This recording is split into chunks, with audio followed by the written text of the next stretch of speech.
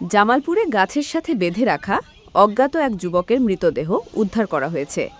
জামালপুর থেকে শরীফুল ইসলাম ঝোকনের তথ্যচিত্রে দেখুন বিস্তারিত।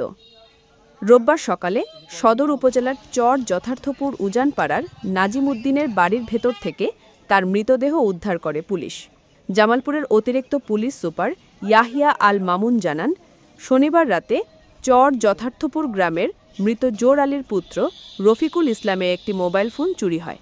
চোর সন্দেহে রাত ৩টায় অজ্ঞাত ওই যুবককে আটক করে নাজিম উদ্দিনের পুত্র সাইফুল ইসলাম, খোরশেদ এবং জোর আলীর পুত্র রফিকুল ইসলাম। তারা ওই যুবককে বাড়ির ভেতর গাছের সাথে বেঁধে রাখে। বাধা অবস্থায় মারা গেছে ওই যুবক।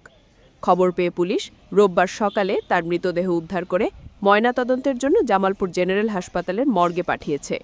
ময়নাতদন্তের রিপোর্ট পাওয়ার পর মৃত্যুর কারণ নিশ্চিত হওয়া যাবে। এই ঘটনায় মামলা দায়েরের প্রস্তুতি চলছে।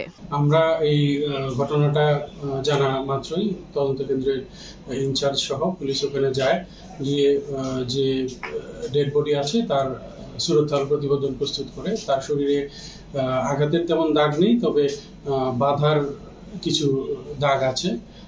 তারপরে আমরা আইনগতভাবে তার পরিচয় শনাক্তের জন্য চেষ্টা করছি। আমরা এই ক্ষেত্রে পিবিআই সিআইডির সাহায্য নিয়ে তার পরিচয়টা পাওয়া যায় কিনা এটা চেষ্টা করছি। প্লাস সাথে সাথে তার যে আইনগত ব্যবস্থায় তার মৃত্যুর প্রকৃত কারণ সন্দেহে কারণটা কি এটা আমরা বের করার জন্য লাস্ট পোস্টমর্টমের ব্যবস্থা করা হচ্ছে।